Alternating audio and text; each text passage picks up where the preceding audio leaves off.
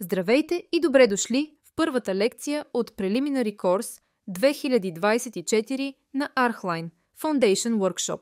Преди да започнем работилницата, нека видим какви инструменти трябва да изтеглите, за да създадете показаните тук проекти. Първо изтеглете пробната версия на софтуера от уебсайта ни и я инсталирайте. Отидете в раздела Learn Courses на сайта. Отворете менюто Preliminary Course. Изтеглете Workshop Projects 2024 и го инсталирайте на компютъра си. Пакетът съдържа всички проекти, които ще се използват по време на лекциите. Препоръчвам да изтеглите и Study Guide 2024. В този PDF проектът е описан стъпка по стъпка, за да можете да го направите сами по-късно. След като всичко е инсталирано и готово, нека отворим Archline и се запознаем с неговия интерфейс. При стартиране на програмата ще се появи началният екран. Последните проекти се показват вляво. От този списък можем да изтриваме ненужни проекти или да ги закачаме. Проектите се изтриват чрез бутона Cancel X. За да закачите проект, щракнете върху иконата с кабърче. Закачените проекти се появяват в менюто Pinned. По-горе. Може да търсите проект по име с помощта на търсачката. В дясната част може да създадете нов проект. Сега ще създадем напълно нов проект, затова избирам New Project. Добре е проектът да бъде запазен още в началото. Така по-късно ще е достатъчно само да натиснете Save. Избирам файл Save Project и запазвам проекта в папката Archline Draw 2024, която програмата създава автоматично. Запазете проекта в папката Preliminary Course. Папката вече съдържа готовия workshop файл, но ще създам собствен проект с мое име. Нека започнем да се ориентираме в интерфейса. Първо ще ви покажа хедъра, където се показват пътят до проекта и неговото име.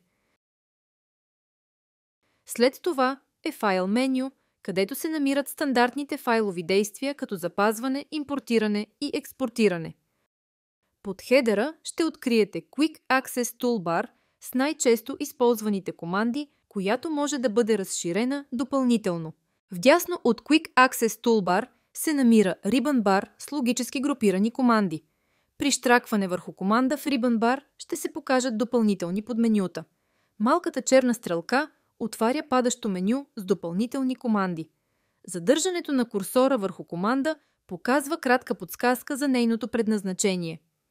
Можете да скриете Ribbon Bar с бялата стрелка и така да разширите работната площ. В полето Search Box можете да търсите команди по име. Нека обърнем внимание на дашборда, който се намира в лявата част на прозореца. Дашбордът съдържа най-често използваните команди за дадения изглед и може да се персонализира с ваши команди. Основното предимство на дашборда е бързият достъп до командите с едно щракване. В долната част се намира статус бар, постоянна лента в интерфейса на програмата. В нея се намират настройки като Level Manager, View Manager, 3D Hammer, Layer Manager и други полезни команди, които ще научим по-късно.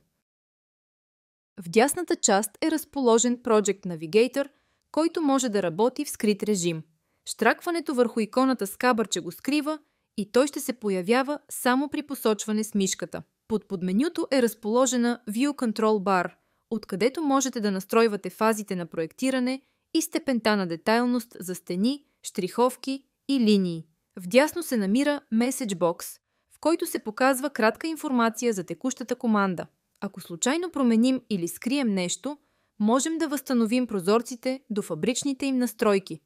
За целта щракнете върху Quick Access Toolbar и от менюто Toolbars изберете Reset Interface to Factory Default.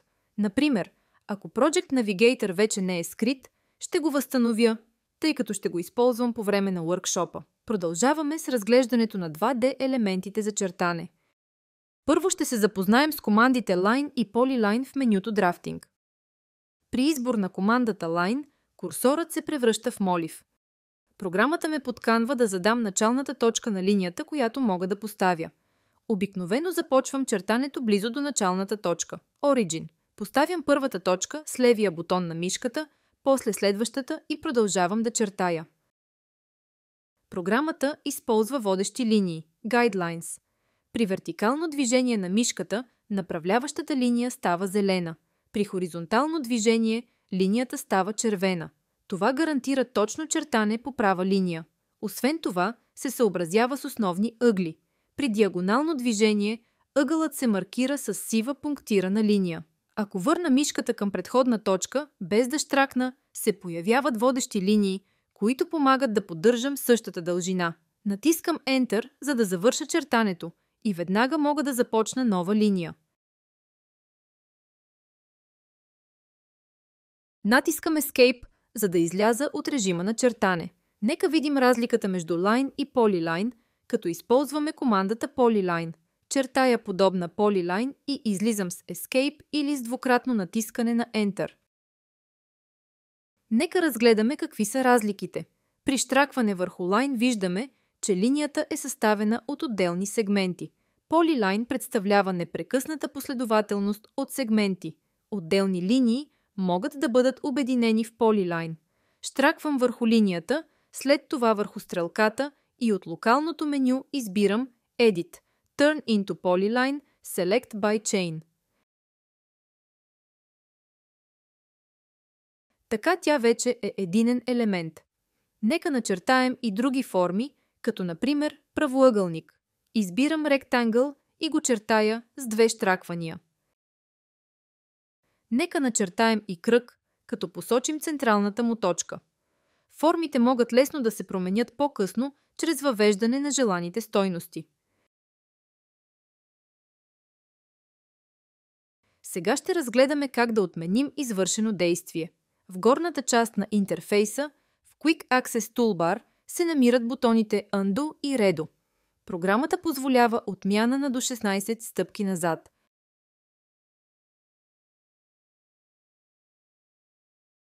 Нека разгледаме функциите за мащабиране в програмата. Щракването върху иконата с минус в дашборд намалява изгледа до 70%. При щракване върху лупата с плюс можете да увеличите избрана област чрез очертаване на правоъгълник. Съществува и команда Optimal Zoom, която автоматично напасва изгледа към прозореца. Най-бързият начин за мащабиране е с колелцето на мишката. Превъртането към себе си намалява мащаба. Превъртането от себе си увеличава мащаба. С двойно щракване на колелцето се активира оптимално мащабиране. Може да избирате и отделни елементи. При избор на линия се появяват маркери и плаваща икона с възможности за редакция и преместване. При избор на обект, свойствата му се показват вляво в дашборд и могат да се редактират. Натискането на бутона или клавиша Delete изтрива избрания елемент. Ще върна изтритото и ще покажа как се избират няколко елемента едновременно. Първо избирам един елемент, след това задържам Ctrl и с левия бутон избирам останалите.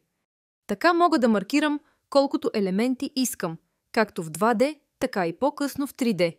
Можете също да използвате селекция чрез правоъгълник.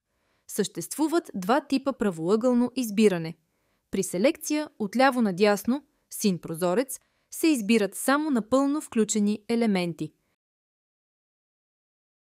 При селекция отдясно наляво, зелен прозорец, се избират както включени, така и засечени елементи. Може да избирате и по тип на елементите. Например, ако искам да избера всички Polylines, щраквам с десен бутон върху командата и избирам Select All. Програмата маркира всички Polylines, включително правоъгълника, тъй като той също се третира като Polyline. Ще начертая още няколко кръга и ще ги изтрия наведнъж. Щраквам с десния бутон върху Circle и избирам Select All. Всички кръгове се маркират и мога да ги изтрия с едно щракване върху червения X. Нека разгледаме ограничаването на посоките при чертане. При чертане на Polyline задържам Shift след поставяне на първата точка. Движението надясно блокира посоката хоризонтално, за да не се получи наклон. Същото ограничение важи и за вертикални и диагонални линии.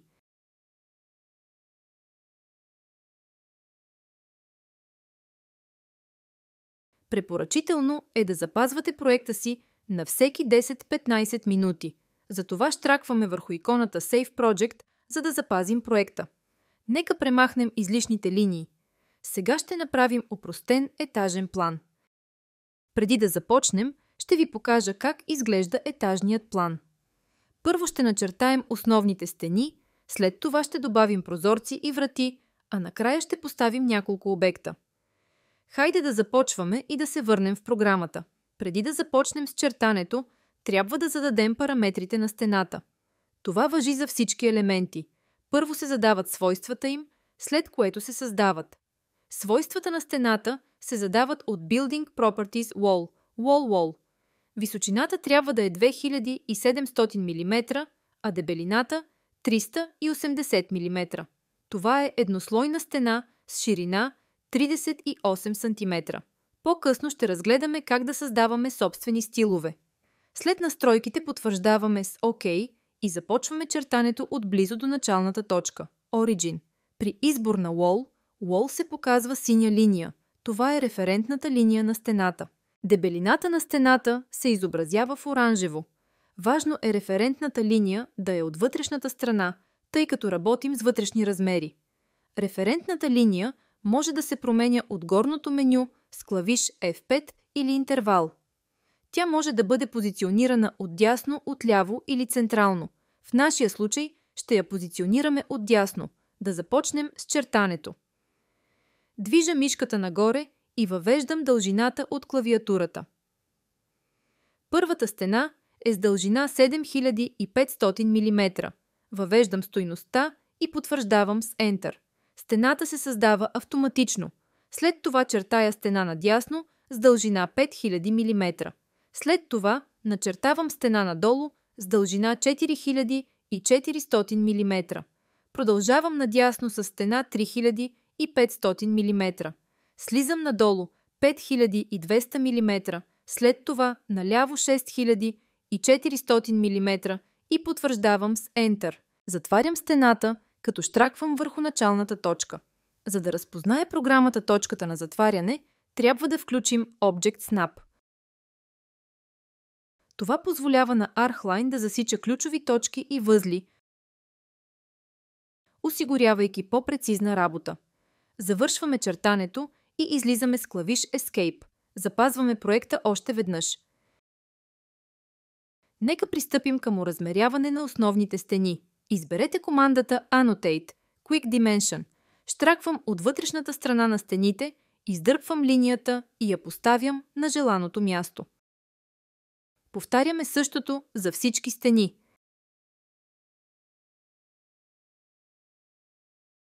След начертаването на стените се отвори и прозорец с 3D модел. Превключваме между прозорците чрез табовете в горната част или с командата Magnify View. Активният прозорец се маркира с син контур. Нека разгледаме навигацията в 3D изгледа. Придвижването в 3D изгледа е същото като при етажния план. С колелцето на мишката увеличавам и намалявам, а при задържане мога да местя 3D модела.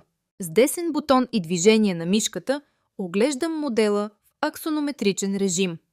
Да разгледаме наличните режими за 3D визуализация и различните изгледи. При неактивен избор в 3D изгледа, в дашборд се показват наличните режими и изгледи. Например, Top View, Left Right Side View, Front View и аксонометрични изгледи като Southwest или Northwest. При тип визуализация можем да изберем Wireframe, Hidden Line, Consistent Color или Realistic. Най-често използвам Consistent Color и Realistic режим. При режим Consistent Color настройките се намират в Settings Graphics, Ambient Light and Sunlight. За сега няма да правим промени. Избираме режим Consistent Color, връщаме се към етажния план и започваме чертането на преградните стени. Преди чертане трябва да зададем параметрите на преградната стена. Това може да се направи по същия начин, като при основната стена или чрез създаване на стил. Стиловете се достъпват от менюто Building Wall. Записаните стилове се показват вляво на екрана. Има налична еднослойна стена 100 мм, но нека създадем собствен стил. Избираме стената 100 мм и отиваме на Manage Styles, Properties. Задаваме дебелина 160 мм. Щракваме върху името на еднослойната стена 100 мм и се показват стиловете. Натиснете New, за да създадете нов стил. Именувате стила и активирате опцията за използване във всички проекти. Потвърждавате с ОК и стилът е създаден. За момента ще използвам стената 100 мм. Избирам я и започвам да чертая.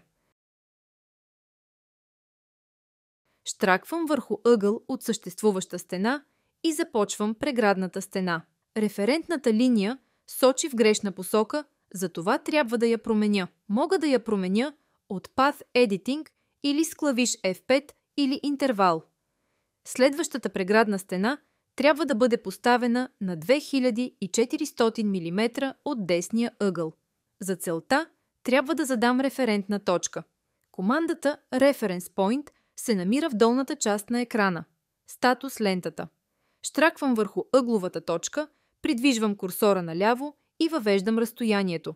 Референтната линия вече е правилно позиционирана. Щраквам върху срещуположната стена и излизам от режима. Сега ще разгледаме как се свързват стените.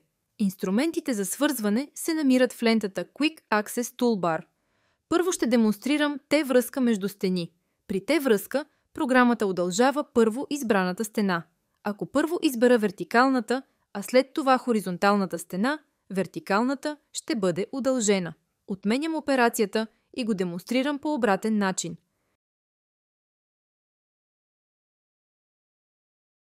Сега ще видим L-връзка между стени. Щраквам върху двете стени последователно и те се свързват. Отменям и тази операция и демонстрирам пълноценна Т-връзка. За целта първо удължавам стената. При реална Т-връзка винаги първо се избира кракът на Т-то, после хоризонталната част. Ако направим обратния ред, връзката няма да е коректна.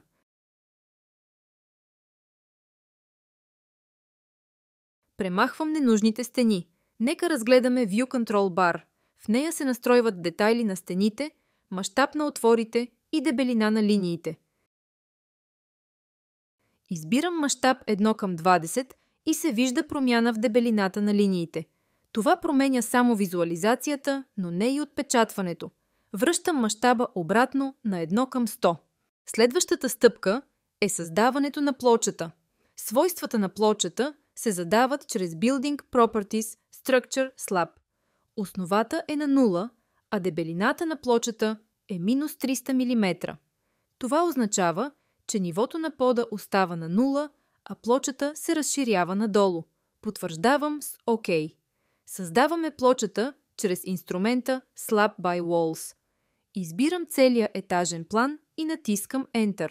В 3D изгледа се вижда, че плочата е разположена под стените. Връщам се към етажния план и ще редактираме контура на плочата. Това ще бъде входът, за който ще оформим предна площадка чрез промяна на плочата. Плочата винаги се намира по външния контур на стените. Ако щракването не работи, можем да изберем желания елемент чрез плаващата икона. Щраквам върху синьото ръбче и избирам командата Offset. Изтеглям мишката навън и въвеждам 1000, тъй като искам отместване с 1000 мм. Потвърждавам с Enter и операцията е завършена. Продължаваме с управлението на нивата. Мениджърът на нива се намира долу в статус лентата. При отваряне виждаме, че по подразбиране се създават 4 нива. От тук можем да добавим или премахнем нива. Преименуваме първото ниво на Roof Level.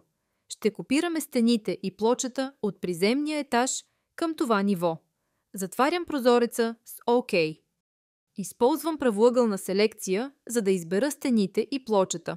Щраквам върху Level Manager и избирам командата Copy Objects to Other Floor.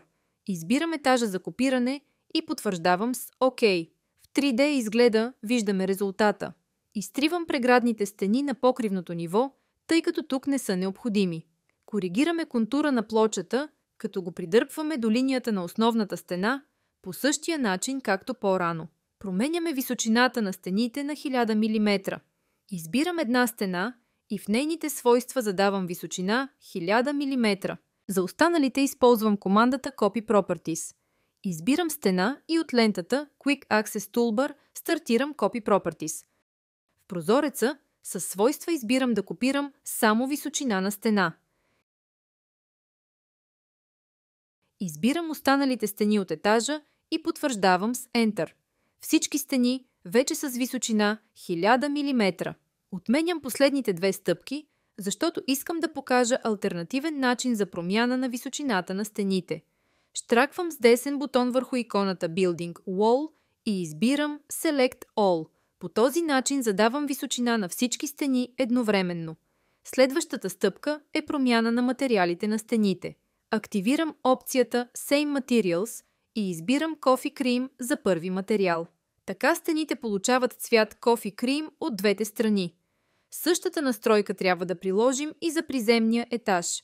Превключвам между нивата чрез стрелките в дашборда. Нивата могат да се сменят и чрез стрелките отдолу или списъка Jump List.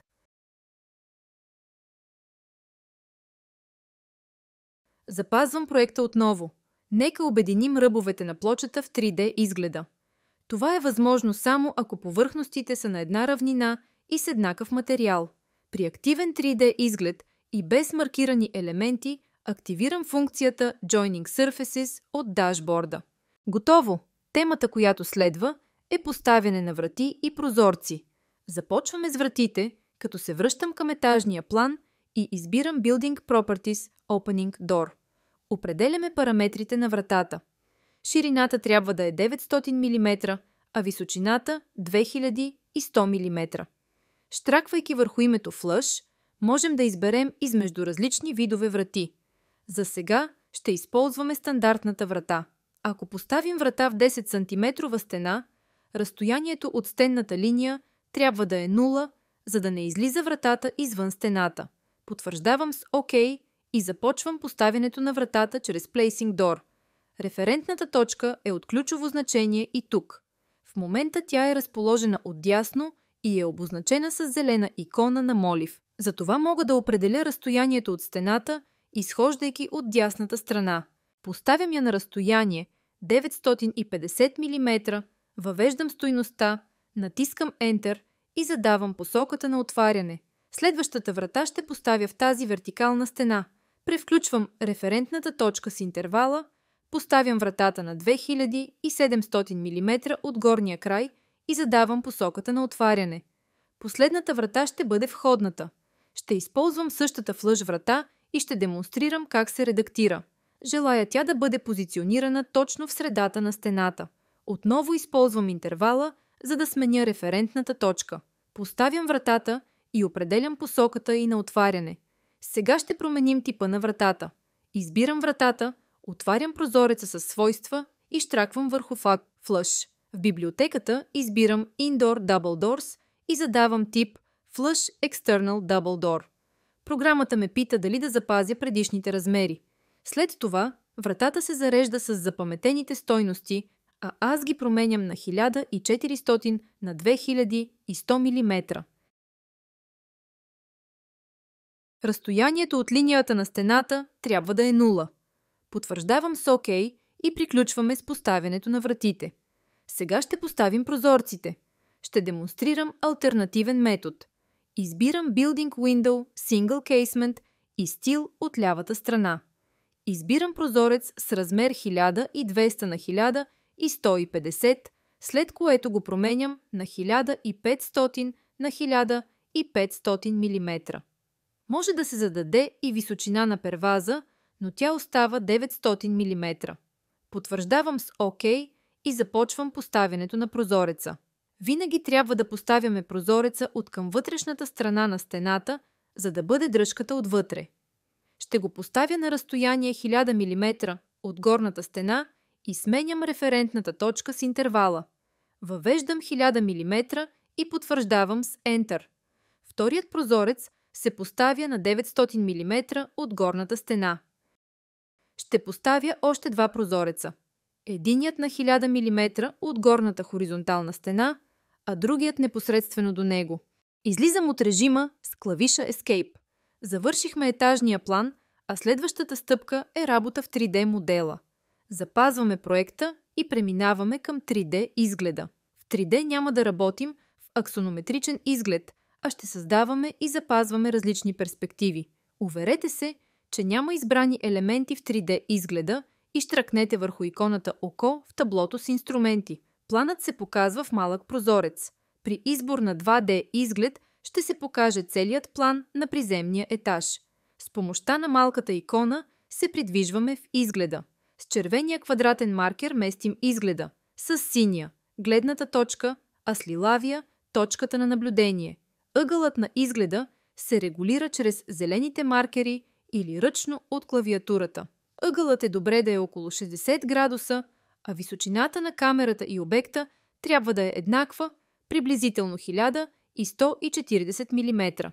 За запазване на изгледи щракваме върху зеления бутон за потвърждение. Ще запазим два изгледа. С двойно щракване мога да преименувам изгледите. Давам им имена WholeView 1 и WholeView 2. Избирам първия изглед и натискам ОК. Перспективата се появява директно в 3D изгледа. Когато 3D изгледът е активен, може да се превключва между изгледите чрез Jump List или малките стрелки. Нека разгледаме как се поставят мебели и обзавеждане в програмата. Това може да се направи по няколко начина. ArcLine е отворена система и поддържа формати като SKP, 3ds, OBJ и други. Затова можем да използваме модели от вградената библиотека ArcLine Warehouse, 3D Warehouse или да ги изтеглим от външни сайтове. Моделите могат да бъдат безплатни или платени, а след това да се импортират в проекта. Вградената библиотека се намира в Design Center до таблото в раздел Каталог.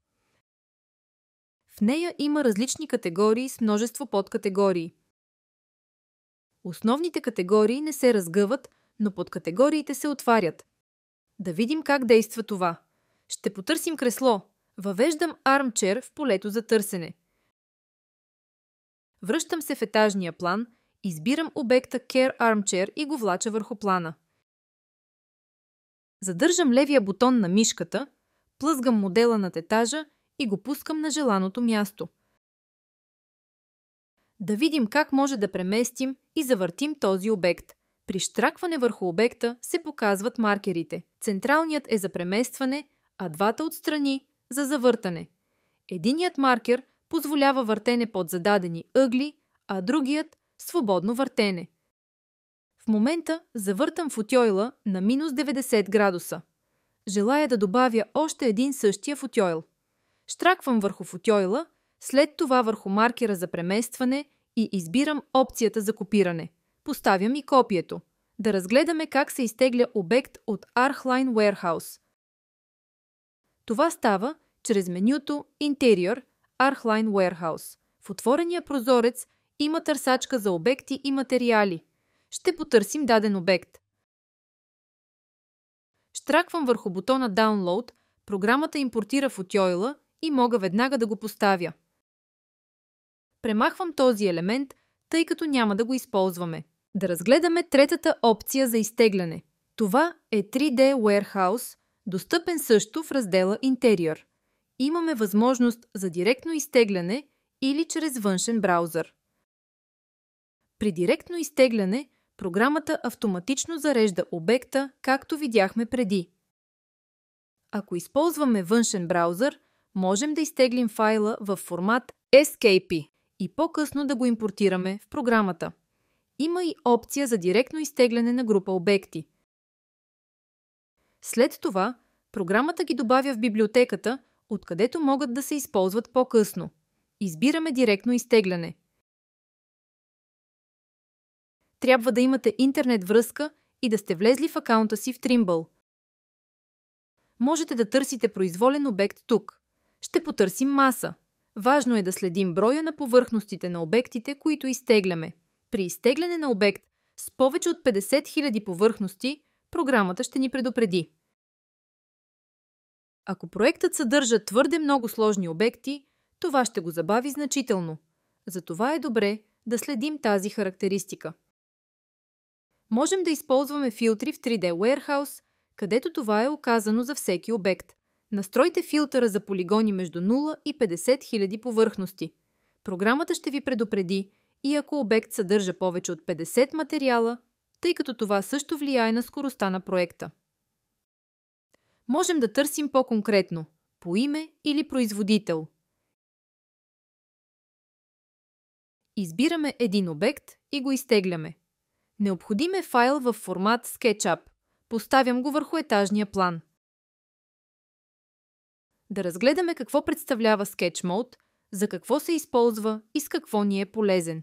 При изтегляне на обект от 3D Warehouse, който съдържа елементи, които не са ни нужни, например фотойл с възглавница, но без да ни трябва възглавницата, в този случай можем да използваме Sketch Mode, за да премахнем възглавницата и да запазим само фотойла. Изтеглям модела Matte Cool Armchair от 3D Warehouse и демонстрирам как работи. Поставям го върху етажния план. Смяната на изгледа правя чрез малката икона в етажния план.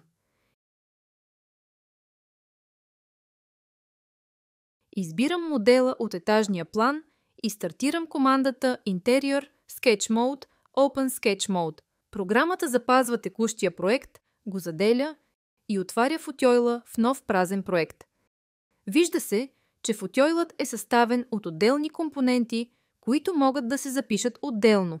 Премествам възглавницата настрани и първо запазвам футойла, а след това и възглавницата като отделен елемент.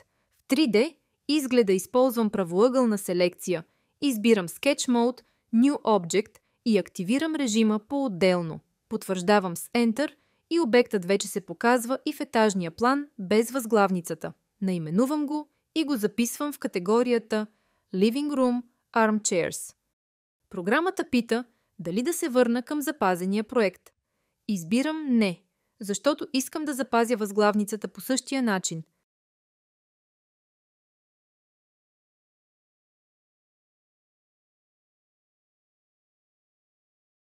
Връщам се към оригиналния проект.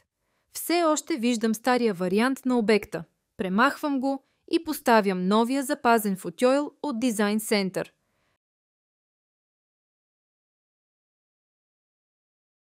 Вече се показва коректно, без възглавницата. Премахвам и този футойл, защото не ни е необходим. Следващото важно нещо, което искам да ви покажа, е управлението на слоеве. Това е много важно умение, защото значително улеснява работния процес. Но какво представлява един слой, кога и как се използва? Представете си слоевете като паусови листове. Чертаем различни варианти, инсталационни или електрически планове на отделни страници и ги наслагваме. Това е логиката на слоевете. Чрез слоеве можем да създаваме различни етажни, технически и инсталационни планове, както и варианти на обзавеждане. Важно е да знаете, че структурата на слоевете в етажния план и в 3D изгледа не винаги е еднаква. Затова е задължително работата с слоеве да се извършва в етажния план. Да видим как става това на практика. Мениджърът на слоеве се намира в долната част на статус лентата. Щраквайки върху All Layers вдясно, виждаме всички слоеве, които ArcLine зарежда по подразбиране. Ако изберем Used Layers, ще видим само слоевете, използвани в текущия проект. От менюто All Layers можем да създаваме или премахваме собствени слоеве. Въпреки това, не изтривайте слоеве. Има настройка, която предотвратява изтриването на използвани слоеве. Това е рисково, защото ако има елементи върху даден слой и го изтрием, съдържанието му ще бъде загубено без възможност за връщане. Да видим как се създава нов слой. Докато сме в All Layers, щракваме върху иконата с звезда, за да създадем нов слой. Ще използвам същата логика за именуване, както при Interior Bathroom Furnishing. Копирам с Ctrl плюс C, поставям с Ctrl плюс V и го преименувам на Interior Hallway Furnishing 1. По същия начин създавам втори слой – Furnishing 2. Създаваме различни варианти на обзавеждане и можем да ги активираме или скриваме. Потвърждавам с ОК. Сега ще видим как да поставим обекти в съответните слоеве. Продължаваме да работим в етажния план. Избираме обекти и променяме слоя им чрез свойствата или директно от панела с слоеве. С няколко щраквания го прехвърлям в слоя Interior Hallway Furnishing 1. Важно е да проверим дали обектите са в правилния слой. Това беше направено успешно. Сега ще видим как да изключим слоевете. Когато активирам един вариант на обзавеждане, другият става ненужен. Връщам се в управлението на слоеве и изключвам слоя Interior Hallway Furnishing 1. С двоен клик върху иконата с крушка, тя става сива и се заключва. Това означава, че елементите няма да се виждат нито в 3D, нито в етажния план и няма да могат да се редактират или използват. Натискам ОК и виждам, че изчезват от етажния план. Но все още се вижда в 3D изгледа. За да го скрием и оттам, трябва да обновим 3D модела с бързия 3D чук от лентата на състоянието. Вече не се вижда и в 3D изгледа. Ще добавим още обекти от Design Center и ще ги поставим в слоя Furnishing 2.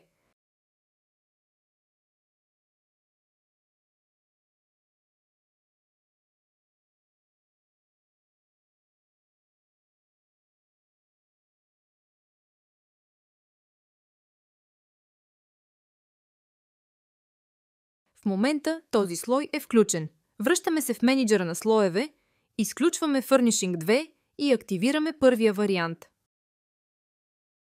Обновявам 3D модела и промените се отразяват и в него. Завършихме.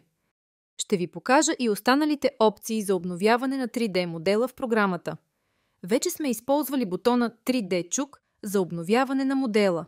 Има възможност да се покаже само активното ниво в програмата. За тази цел избираме Build 3D Model, разположен до бутона 3D чук. В избора на етажен план избирам Custom и посочвам само приземния етаж. Потвърждавам с ОК, след това отново и програмата го обновява незабавно. Превключвам към изглед, където се вижда ясно, че горното ниво липсва и е показан само активният, приземният етаж. За да се върне пълният модел, избирам All в Build 3D Model. Връщам се в етажния план, за да покажа функцията за 3D сечение, чрез която можем да отрежем част от модела. Това се активира чрез стрелката до бутона 3D чук. Избирам Cutaway 3D и чрез правоъгълна селекция указвам коя част от модела да бъде изрязана. Сечението се показва в отделен прозорец, който може да се мести независимо. Чрез иконата Magnify View го подреждам заедно с другите изгледи и мога да работя удобно и да превключвам между тях. Сечението може да се редактира чрез щракване върху правоъгълника за избор и плъзгане на ръбовия маркер, за да се коригира зоната. След като обновя 3D изгледа, се обновява и сеченият прозорец. Има възможност да се обновят само избраните елементи в 3D изгледа. Ако няма избрани елементи и избера Quick 3D Model отново, програмата обновява целия модел. Така стигаме до края на обучението. Добра практика е проектът да се запазва на отделни етапи. В случай на загубен или повреден файл, не работете в един единствен файл. Както се казва, един файл е все едно да нямаш никакъв файл. Обикновеният Save презаписва проекта, но чрез файл Save Project S можем да създаваме отделни версии. При ежедневно запазване е полезно към името да добавим датата, за да сме сигурни, че имаме версия за всеки ден. Благодаря ви, че участвахте. Надявам се да се видим отново на следващия workshop. Пожелавам ви хубав ден. Довиждане!